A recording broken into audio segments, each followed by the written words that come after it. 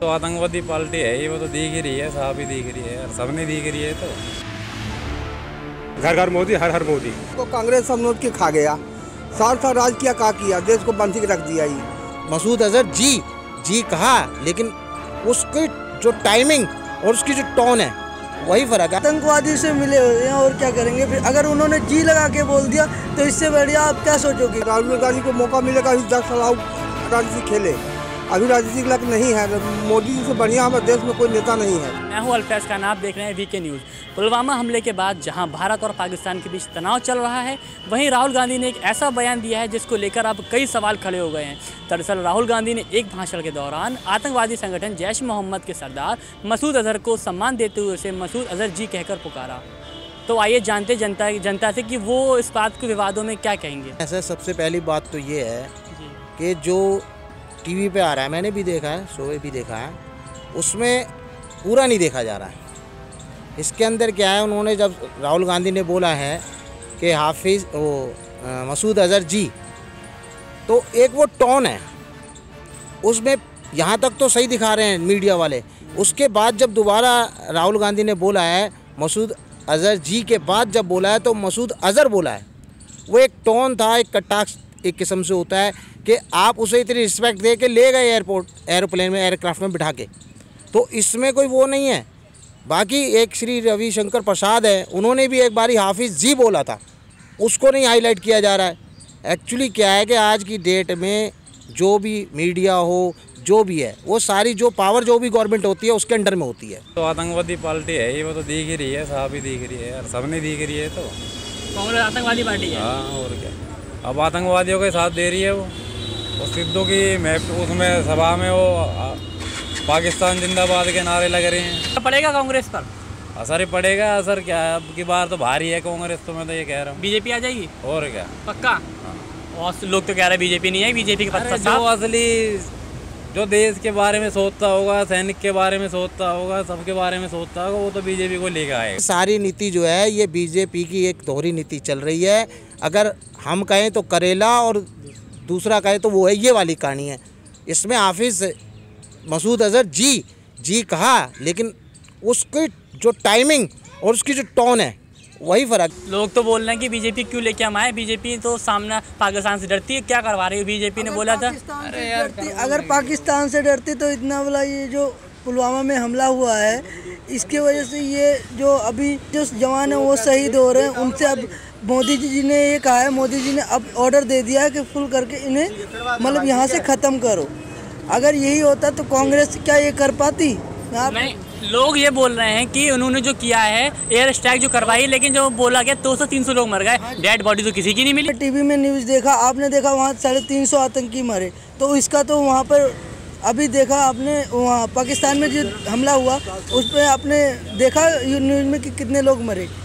वो ठीक है, लेकिन जो 200-300 बहुत लोग होते हैं, तो किसी पुष्टि जब तक होगी नहीं तो कैसे मानेंगे लोग। हाँ, ये भी सच है, अगर नहीं मानेंगे तो उसकी भी एग्जाम्पल दे रहे हैं। बीजेपी वालों को राहुल में गलती नज़र आएगी और राहुल को बीजेपी में गलती नज़र आएगी, ये तो एक कोई दिक्कत वाली बात नहीं, पॉलिटिक्स है, राजनीति है।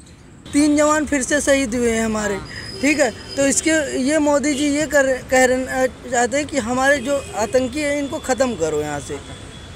तो क्या ये मोदी ने जो 200-300 लोगों का नाम लिया है कि लोग इतने मरे हैं, आतंकी लोग मरे हैं, तो क्या अपना फेम कमाने के लिए किया है, ताकि चुनाव आ रहा है इस वजह से किया है कि वाकई में लोग मरे? अगर वाकई में 200-300 मरे, 200-300 आम जनता नहीं होती है, 200-300 लोग वाकई अगर मरे हैं तो उनकी डेड बॉडी तो एक की भी नहीं मिली। क्यों नहीं मिली अभी तक? वो मिलेगी, लेकिन अभी क्या है उनके बारे में देखो, पूरी तरीके से वो मतलब चेकअप नहीं किया उन्होंने, ठीक है। हम फैलाया जा रहा है कि राहुल गांधी तो प्रधानमंत्री के लायक ही नहीं है, उसे कुछ आता ही नहीं है। अरे आता नहीं है, सीखता है इंसान। मोदी ने कौन सा अभी सीख लिया? क्या जवानी में बन गया था मोदी मुख्यमंत्री कैसे बना था? अटल बिहारी वाजपेयी ने डायरेक्ट बनाया था बिना इलेक्शन के। ये आतंकवादी से मिले हुए हैं और क्या करेंगे फिर, अगर उन्होंने जी लगा के बोल दिया तो इससे बढ़िया आप क्या सोचोगे कि हाँ इन्होंने जी क्यों लगाया, राहुल जी क्यों बोल रहे हैं? हाफिज के लिए भी जी बोला, सबके लिए ऐसा बोला है, तो ये चीज़ तो है। तो राहुल गांधी ने जानबूझ के तो खैर नहीं बोला है, लेकिन जो बोला है वो विपक्ष के पास में मुद्दा हो गया, तो उस मुद्दे को उन्होंने उछालना है भाई। विपक्ष यानी बीजेपी इस पर तंज कस रही है अब तो कि बीजेपी तंज इसलिए कस रही कि इलेक्शन का टाइम है, एक दूसरे के ऊपर तो सभी उछालते पीछे ना। अच्छा। तो इसमें कोई ऐसी बात नहीं है। राहुल गांधी उनको दादा बोले भी तो कुछ न होना है। देश को ज़्यादा करेगा, देश के खिलाफ में जाएगा वो। उसको कोई वोट देने नहीं जा रहा है। राहुल गांधी को मौका मिलेगा अभी 10 साल राजनीति खेले।